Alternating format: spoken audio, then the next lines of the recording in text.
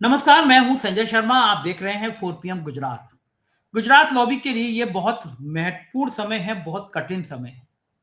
उत्तर प्रदेश में मोदी और शाह के खिलाफ ताल ठोक दी गई है। अमित शाह और प्रधानमंत्री नरेंद्र मोदी के खिलाफ योगी आदित्यनाथ ने एक तरह से बिगुल बजा दिया है। अयोध्या में बड़ा सा दीपोत्सव महोत्सव होता है, बहुत बड़ा आयोजन होता है, लेकिन जो पोस्टर छपे उसमें अमित शाह के भेजे हुए दोनों दूत यानी दोनों डिप्टी सीएम केशव मौर्य, ब्रजेश पाठक का नाम तक नहीं, फोटो तक नहीं।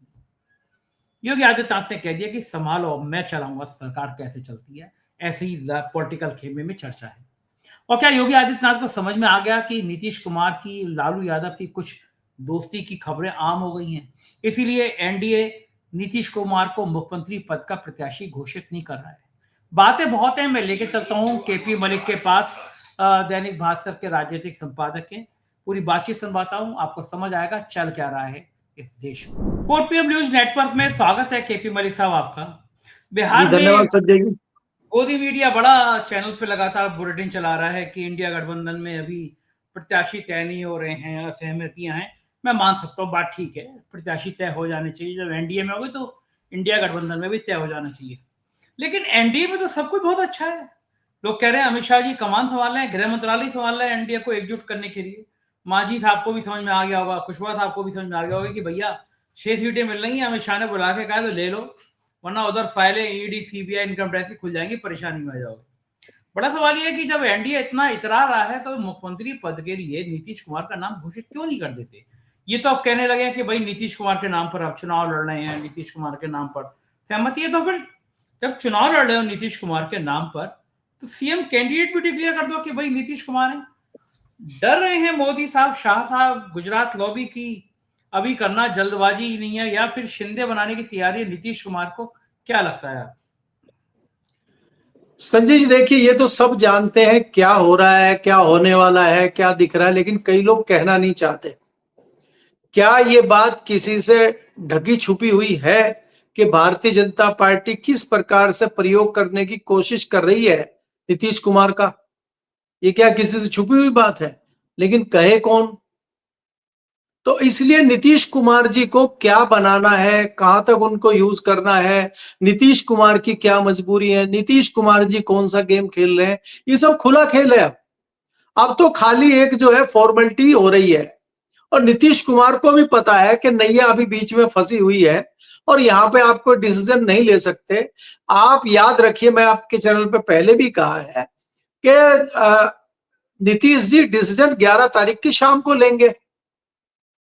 11 तारीख की शाम को जब आप सर्वे दिखा रहे होंगे, देख रहे होंगे, जो संभावित सर्वे आ जाते हैं वोटिंग के बाद, 6 बजे के बाद नीतीश जी निर्णय ले लेंगे अपना।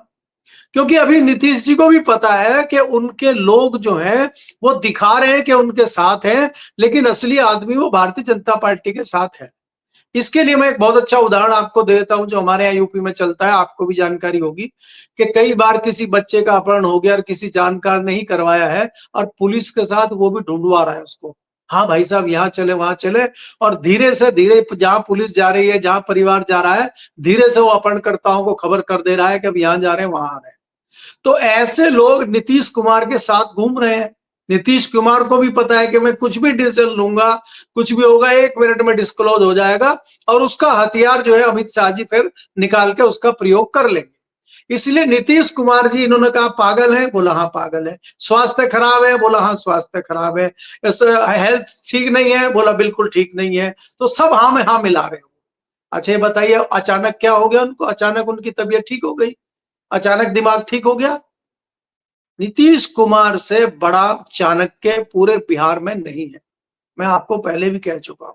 और जो ये तथाकथित चाणक्य हैं जो वहां गए थे, ऐसे ऐसे 50 चाणक्य मरेंगे तब एक नीतीश कुमार पैदा होगा। और देखिए, मैं संजय जी आपके चैनल पर बड़ी जिम्मेदारी के साथ पहले भी कहा था कि नीतीश कुमार राजनीतिक हत्या, आत्महत्या करना जरूरी समझेंगे। किसी भी बाहर की नेशनल पार्टी को, खासकर भारतीय जनता पार्टी को बिहार में एंट्री कराने से पहले वो राजनीतिक रूप से मर जाना पसंद करेंगे।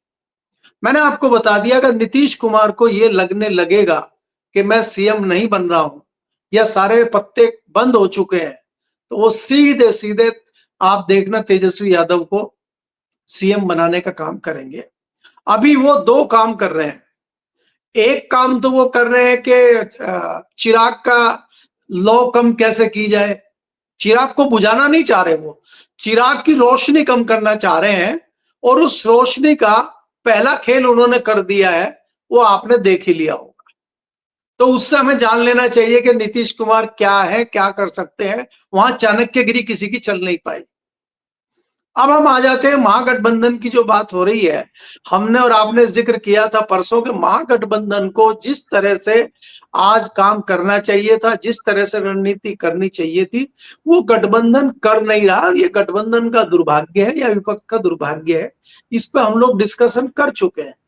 आज महागठबंधन को जिस प्रकार का व्यवहार बिहार में करना चाहिए था, उस पर ना खरे राहुल गांधी उतर रहे हैं और तेजस्वी यादव भी खरे नहीं उतर रहे उस पर।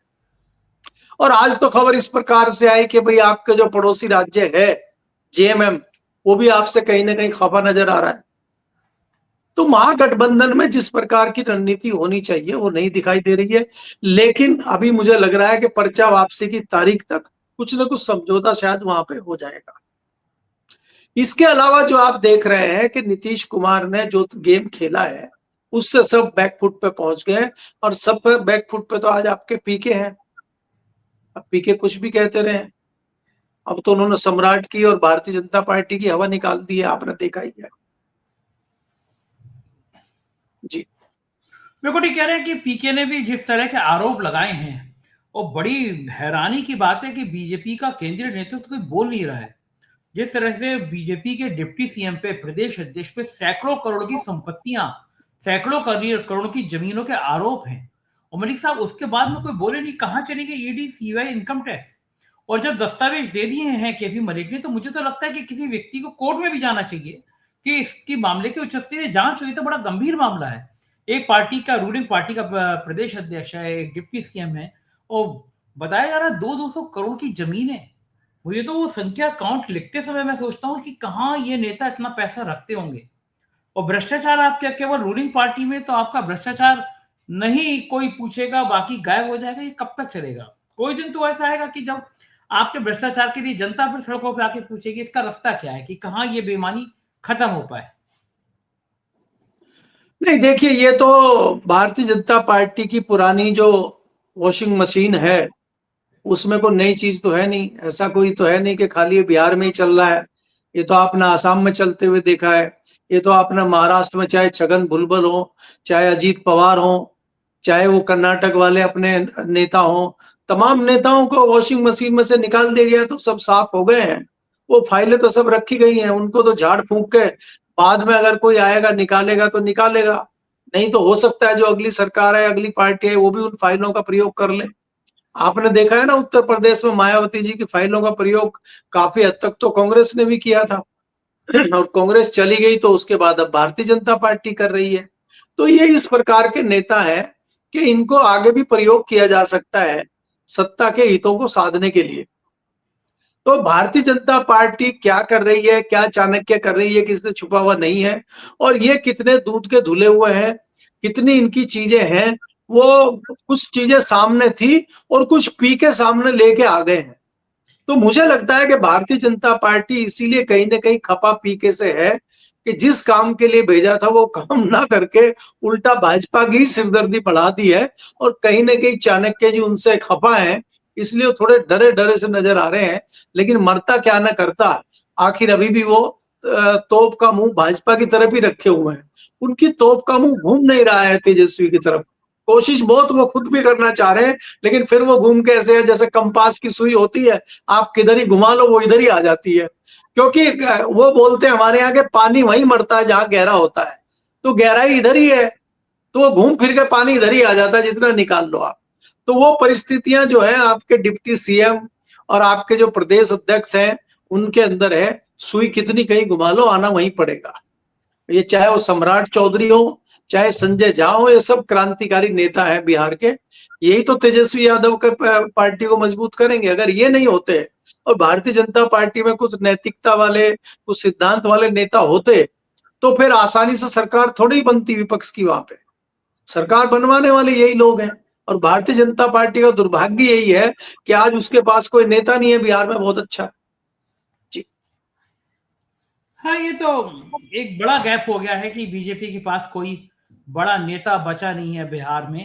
लेकिन इन नेताओं के सहारे वो सत्ता बनाने की कोशिश कर रही है। अच्छा, आपको क्या लगता है पिछली बार की तरह अगर सीटें बंटवारे में बराबर हैं, अगर सीटें नीतीश की कम आई, तो पिछली बार की तरह क्या भारतीय जनता पार्टी नीतीश कुमार को मुख्यमंत्री बनाएगी या इस बार टाटा बाय बाय कर देगी? नहीं, देखिए संजय जी, ये समझ लीजिए आप कि भारतीय जनता पार्टी किसी कीमत पे इस बार नीतीश कुमार को मुख्यमंत्री नहीं बनाने जा रही है। और ये चीज नीतीश कुमार भी समझ रहे हैं, उनको भी पता है कि इस बार भारतीय जनता पार्टी किसी कीमत पे उनको नहीं बनाएगी। अगर उनकी पार्टी की भी बात आएगी तो वो संजय झा को, लल्लन सिंह को, किसी व्यक्ति को मजबूरी में अगर फंस जाए उन परिस्थितियों में, तो उनको आगे बढ़ाने का काम करेगी। अब आप ये देखें ना, किस लिए इनका अभी स्वास्थ्य खराब बताया जा रहा है, किस लिए इनकी मानसिक स्थिति खराब बताई जा रही है। तो सीएम कोई मानसिक स्थिति जिसकी ठीक नहीं है वो थोड़े सीएम बन पाएगा। तो इसलिए संजय झा को बनाया जाएगा अगर जरूरत पड़ी तो, लेकिन अब उसकी नौबत ही नहीं आएगी। तो इसलिए भारतीय जनता पार्टी नीतीश कुमार को मुख्यमंत्री बनाएगी। मैं तो इत्तेफाक इस बात से कतई नहीं रखता हूं। लेकिन हाँ, नीतीश कुमार जी अगर किसी को बनाएंगे तो उसका नाम तेजस्वी यादव है, और वो या नीतीश कुमार का भतीजा है। तो चाचा भतीजे की जोड़ी बन सकती है। पिछली बार भी बनी थी, आपने देखा था। और इस बार तो और ज्यादा बनने की संभावना है, क्योंकि इस बार चिराग को भी थोड़ा बुझाने की कोशिश हो रही है, तो नीतीश कुमार जी बुझा सकते हैं। तेजस्वी यादव जी अभी उस स्थिति में नहीं है कि चिराग का दिया बुझा दें। तो उसके लिए भी उनको जो है अपने चाचा को आगे लाना पड़ेगा, और चाचा ही काम निपटाएंगे। और जिसकी छोटी सी शुरुआत आप देख रहे हैं जो अभी चल रही है बिहार में। जी। हाँ, ये बात तो सही है कि चाचा को आना होगा, चाचा काम निपटाएंगे। उधर एक हमेशा चुनाव बिना मुसलमान शब्द के हो जाए पूरा नहीं होता। जिम्मेदार पद पर बैठा व्यक्ति मुसलमानों को नमक हराम कह देता है कि इन योजनाओं में तुमने भाग नहीं ली, क्या तुमने फायदा नहीं लिया।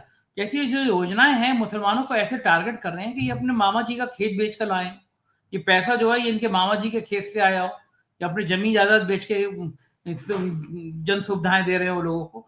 कितने कितने गिरे हुए नेता होते हैं कि एक समुदाय को इस तरह इन शब्दों से नवाजते हैं। क्या मुसलमान, पाकिस्तान, इन सब के शब्दों के बिना चुनाव नहीं होता? विकास के मुद्दे पे बातचीत क्यों नहीं होती केपी साहब? देखिए संजय जी, अगर आप देखें भारतीय जनता पार्टी का ये फॉर्मूला कोई नया फॉर्मूला नहीं है। आप किसी भी देश में अगर देखेंगे तो भारतीय जनता पार्टी अंत में घूम फिर के इसी मुद्दे पे आ जाती है। आज भारतीय जनता पार्टी हो चाहे विपक्ष हो, सब लोग समझ रहे हैं कि चाहे वो भ्रष्टाचार का मुद्दा हो, चाहे वो महंगाई का मुद्दा हो, चाहे वो विकास का मुद्दा हो, किसी भी मुद्दे पे कोई भी सीरियस नहीं है। और अगर सत्ता में आना है, पार्टी को जीतना है, तो आपको हिंदू मुस्लिम करना ही पड़ेगा। भारतीय जनता पार्टी का तो ये ब्रह्मास्त्र और आखिरी हथियार यही है। भारतीय जनता पार्टी का गुजारा बिना इसके नहीं है। और जहां बिना इसके बातचीत होती है तो फिर वो अयोध्या वाली स्थिति हो जाती है। आपने देखा पिछले लोकसभा के इलेक्शन में हिंदू मुस्लिम नहीं था, तो इनकी जो है नैया उल्टी बहने लगी। और यूपी का जो रिजल्ट आया वो आपके सामने है। तो अगर ऐसा हम नहीं करेंगे और बाई द वे हिंदू मुस्लिम नहीं हुआ और हम विकास की यात्रा की तरफ चल दिए, तो फिर रिजल्ट यूपी वाले हो जाएंगे। भाई, आप बिहार में अगर बात करते हैं विकास की, तो विकास तो वहां इतना आपने कर दिया भारतीय जनता पार्टी ने कि दिख रहा है लोगों को। तो उसका जवाबदारी तो आपके पास है नहीं, उसका जवाबदारी तो है नहीं, ना आप जवाब दे सकते क्योंकि आपने कुछ किया ही नहीं है। तो इसलिए आखिरी मुद्दा यही बचता है कि हिंदू मुस्लिम किया जाए। और आप दे ही रहे हैं ना भाई, आप 5 किलो राशन दे रहे हैं, अभी 10,000 रुपया दे दिया आपने लोगों का। सब घर बेच के तो दे रहे हैं। भारतीय जनता पार्टी के जितने नेता हैं उनकी तनख्वाहें जा रही है इसमें। जो भारतीय जनता पार्टी के कार्यकर्ता है वो चंदा दे रहे हैं। प्रधानमंत्री का रात कोष एक सुना होगा आपने, उसका भी चंदा आ रहा है। तो ये सब चंदा इकट्ठा करके उन लोगों को दे रहे हैं, एहसान कर रहे हैं उनके ऊपर। जितनी भी योजनाएं हैं उन योजनाओं में कितना भ्रष्टाचार है, उन योजनाओं में क्या हो रहा है, वो सिर्फ आधी योजनाएं सिर्फ कागजों पे चल रही हैं। धरातल पे संजय जी कोई योजना नहीं है।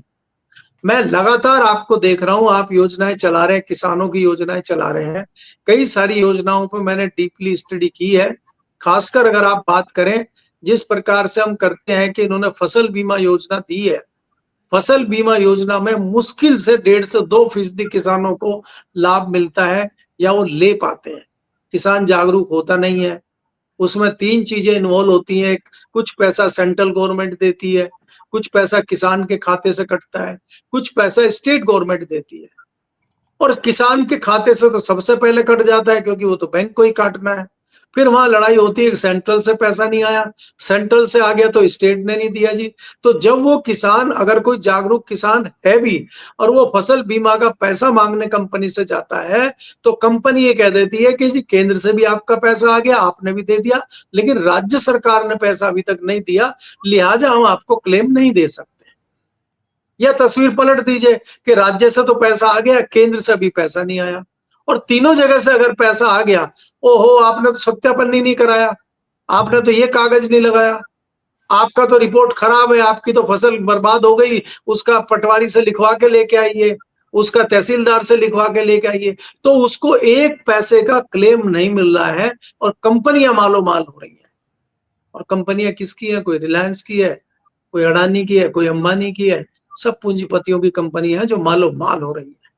तो इसलिए किसी आप जो है योजना की बात तो संजय जी छोड़ दीजिए, और आप मुसलमान की हिंदू की बात करते हैं। जब आपने एक योजना दी है, उसका लाभ किसी मुसलमान को मिल रहा है, किसी सिख को मिल रहा है, किसी हिंदू को मिल रहा है, किसी ईसाई को मिल रहा है, किसी जैन को मिल रहा है, उससे आपको क्या लेना देना है? वो देश का नागरिक है, और वो देश का नागरिक है, किसी भी धर्म जाति का है, उसको उसका फायदा मिलना चाहिए अगर आप दे रहे हैं। अब आप 5 किलो राशन क्या चेहरा देख के देते हैं, जाति देख के देते हैं, क्या देख के देते हैं आप? तो ये भारतीय जनता पार्टी अगर ये नहीं करेगी, तो इनकी राजनीति कैसे चलेगी? तो ये तो अपनी राजनीति को चमकाने का, इलेक्शन में वोट हासिल करने का फॉर्मूला है।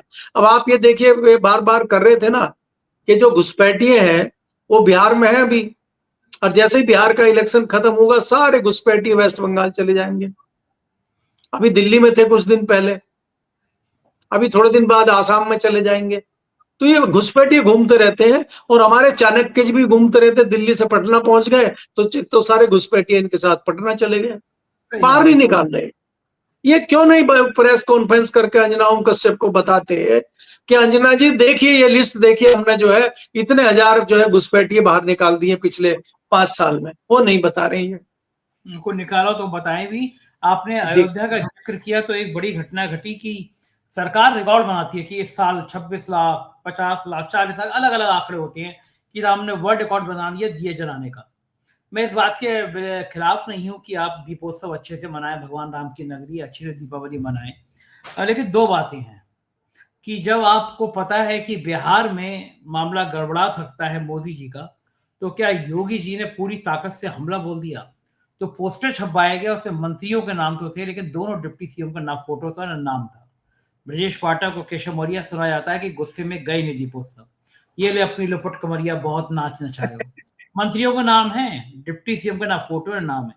दूसरी बड़ी महत्वपूर्ण चीज, इस बार पहली बार योगी जी का फोटो मोदी के लगभग बराबर है, वरना बहुत छोटा होता था, मोदी का बड़ा होता था। तो लगभग उन पोस्टरों में योगी का फोटो भी मोदी के बराबर है। दोनों डिप्टी सीएम नाराज फूफा की तरह, बारात में फूफा नाराज हो जाता है, इसी तरह नाराज होकर बैठे हुए हैं, दीपोत्सव में नहीं गए।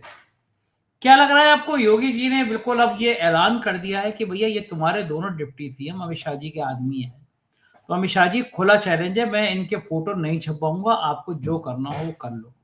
अब योगी आदित्यनाथ को भी समझ में आ गया कि दिल्ली की सरकार अब इतनी कमजोर हो चुकी है, गुजरात लॉबी इतनी कमजोर हो चुकी है, इनके बस का नहीं है कि ये अब कुछ कर पाए। इसलिए योगी जी ने खुल के खेल खेलना शुरू कर दिया है।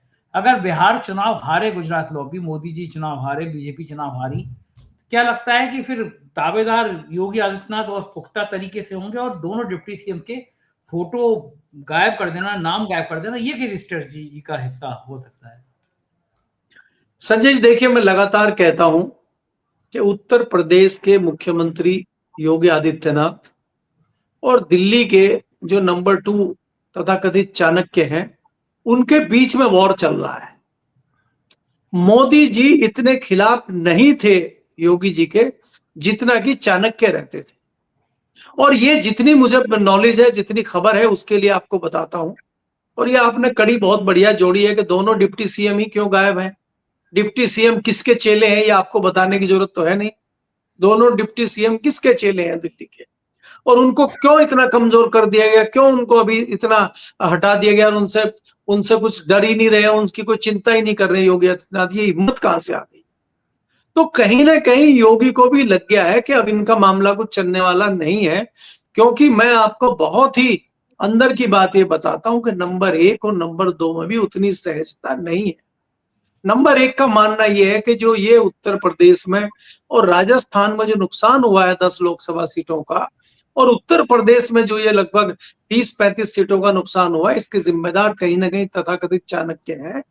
और जो अगर ये हमारी 30-35-40 सीटें हो जाती, 240 में अगर 40 जोड़ते आप 280 सीटें बनती हैं, तो आज मोदी जी की पूर्ण बहुमत की सरकार होती और ये मोदी जी की दुर्गति नहीं हो रही होती अगर ये परिस्थितियां नहीं होती। तो इसलिए इसका जिम्मेदार चाणक्य साहब को माना जा रहा है, क्योंकि उन्होंने अपने चमचों चेलों को, आपको याद होगा वेस्टर्न यूपी में किस तरह से किया था। जिस आदमी की रिपोर्ट नेगेटिव आ रही थी कि चुनाव हारेंगे, उनको जबरदस्ती टिकट दिया गया, उनको अमेठी भेजा गया, ठाकरों को भड़काया गया। योगी ने जो 10-20 नाम अपने भेजे, भाई इनको टिकट देना है, उनका सबसे पहले कलम फेरी गई।